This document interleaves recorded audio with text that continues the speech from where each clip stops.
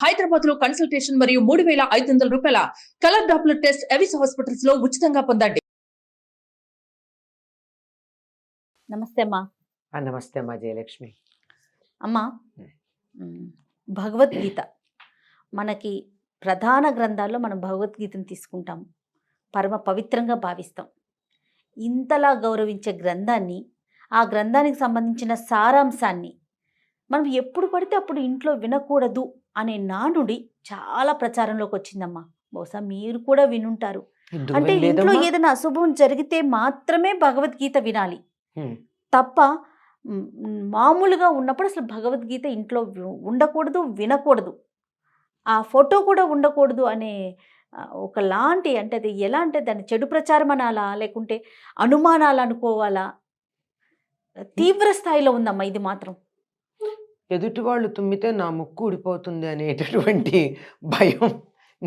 నేను తుమ్మితే కాదు, అవతల వాళ్ళు తుమ్మితే నా ముక్కు ఊడిపోతుందేమో అని భయపడేటటువంటి పిరిక్కితనం మనుషుల్లో ఉన్నప్పుడు ఇట్లాంటి సందేహాలు వస్తాయి.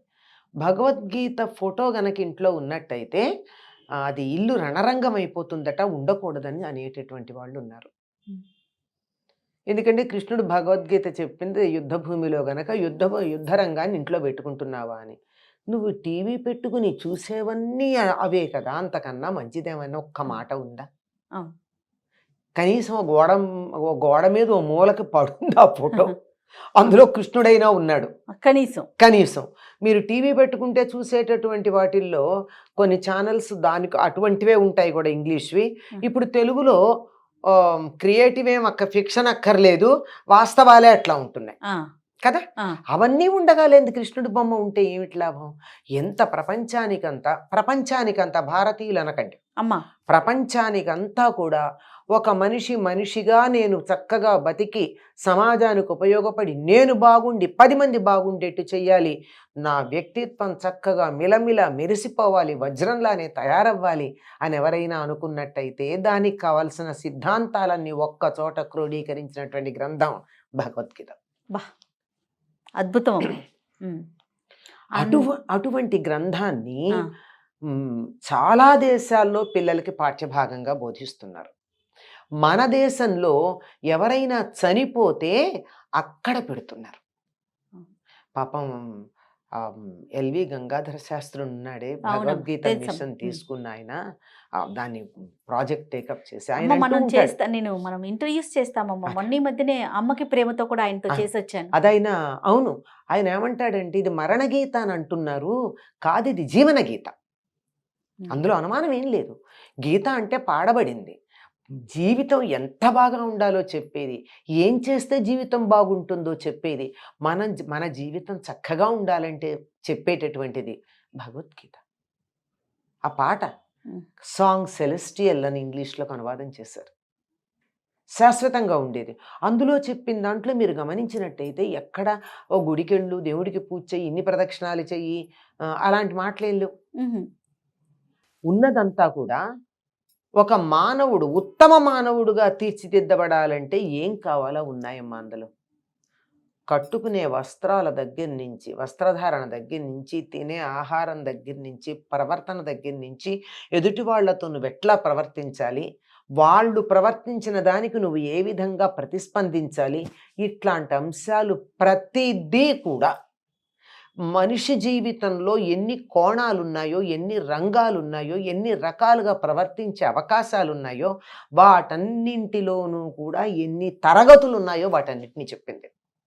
సంపూర్ణ జీవితం మానవ జీవితం ఉత్తమంగా గడపడానికి తగినటువంటి పద్ధతి ఎట్లా ఉంటుంది, ఏం చెయ్యాలి, చాలా హాయిగా చెప్పినటువంటిది. అది నిజం చెప్పాలంటే పర్సనాలిటీ డెవలప్మెంట్ అనేటటువంటి దానికి భగవద్గీతని మించినటువంటి టెక్స్ట్ బుక్ మరొక్కటి లేదు. అంతకన్నా గొప్ప మరొకటి లేదు మరొకటి అంతే. లేనే లేదు. అటువంటి దాన్ని మనం ఎక్కడో పెట్టుకుని అది ఎప్పుడో బాబాయ్ వినకూడదు, అదమ్మ వింటున్నారా ఏదో అయింది అనుకుంటాం.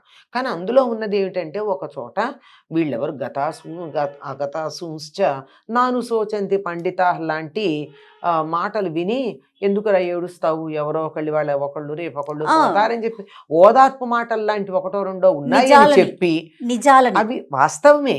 వాస్తవంగా సత్యాన్ని ఎదుర్కొని వేదనలో నుంచి, దుఃఖంలోంచి, బాధలోంచి బయటికి రావడానికి చెప్పిన మాటలు.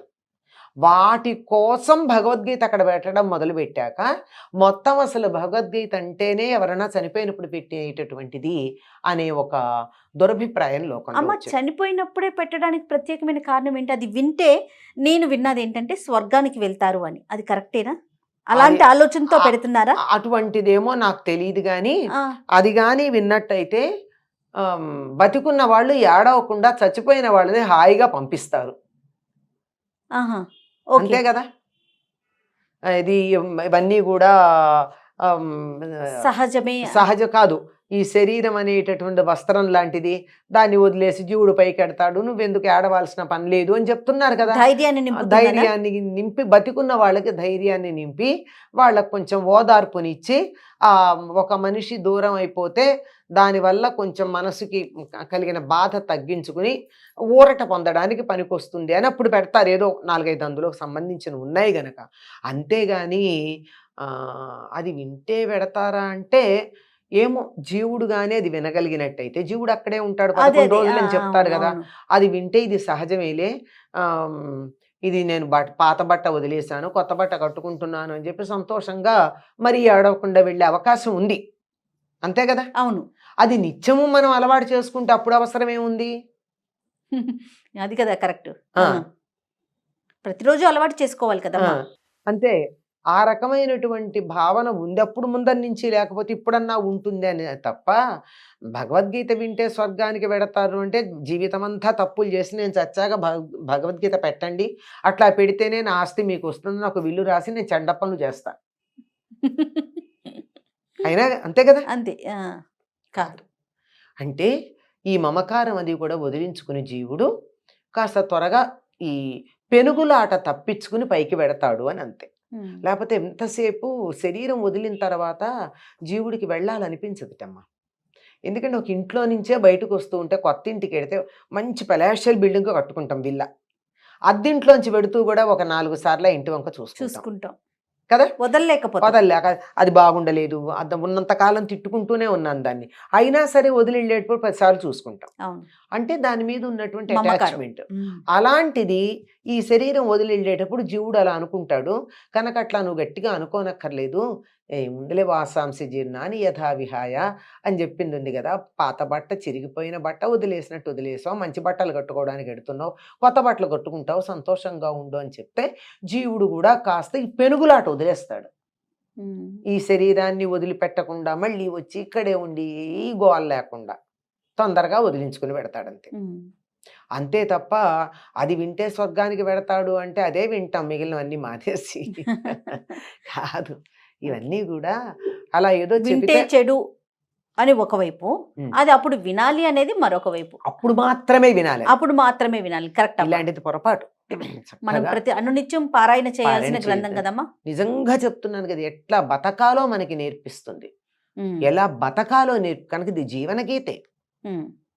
మనం బతుకు తెరువు నేర్పిస్తుంది. ద బెస్ట్ పర్సనాలిటీ డెవలప్మెంట్, వ్యక్తిత్వ వికాస గ్రంథం ఏదైనా ఉందా అంటే యావత్ ప్రపంచం ఒప్పుకున్నటువంటి భగవద్గీత. అందులో 400 చిల్లర శ్లోకాలే ఆయన కృష్ణుడు చెప్పింది. మిగిలినవి అర్జునుడు, ధృతరాష్ట్రుడు, సంజయుడు వీళ్ళు మాట్లాడినటువంటి మాటలు చాలానే ఉన్నాయి. అవి కాక నేరుగా కృష్ణుడు చెప్పినటువంటి మాటలు 400 పైన ఉన్నాయి శ్లోకాలు. అందులో చెప్పిందైతే ఇలా కరెక్ట్గా బుల్సై అంటారే, అట్లా టార్గెట్ని చూసుకుని ఎక్కడ కొట్టాలో అక్కడ సర్జికల్ స్ట్రైక్ లాగా కొట్టాడు మనిషికి. మరి ఇంత ఉత్తమమైనటువంటిది, ఎందుకంటే కృష్ణుడు మళ్ళీ మళ్ళీ ఈ కలియుగం పూర్తయ్యేదాకా మరొక అవతారం ఎత్తడాలు లాంటివి, దేవుడి దిగి రావడాలు లాంటివి అవన్నీ చేయకుండా మానవులు మంచి మార్గంలో ఉండడానికి తగినటువంటి మార్గాన్ని జగద్గురువై నిర్దేశించాడు. కృష్ణం వందే జగద్గురు అంటాం కదా, అవునమ్మా. జగత్తుకంతా గురువు. ఆ, అటువంటి జగద్గురువు మనకు ఉపదేశించినటువంటి గ్రంథం భగవద్గీత. అనునిత్యం మనం పారాయణ చేసుకుని మన వ్యక్తిత్వానికి మెరుగులు దిద్దుకోవాలి. ఈ సంగతి యావత్ ప్రపంచం అంగీకరించి అన్ని దేశాల్లో భగవద్గీతను పాఠ్యభాగాల్లో పాఠ్యభాగంగా పెట్టుకున్నారు. అట్లాంటిది మన దేశంలో ఇది చచ్చిపోయినప్పుడు పెట్టుకుంటారు అనేటటువంటి ఒక దురభిప్రాయం ఏదైతే లోకంలో వచ్చిందో దాన్ని పోగొట్టవలసినటువంటి బాధ్యత కృష్ణుడు పుట్టిన దేశంలో పుట్టిన మనందరి మీద ఖచ్చితంగా అమ్మా. ఉంది. అంచేత ఆ గీతోపదేశం చేసినటువంటి బొమ్మ ఇంట్లో ఉండకూడదని కానీ, గీత ఎప్పుడు పడితే అప్పుడు చదవకూడదని కానీ ఎవ్వరు అనుకోకండి. రోజు చదవండి, అది మీ గీత మారుస్తుంది. అద్భుతం అమ్మా, అద్భుతం. నమస్తే.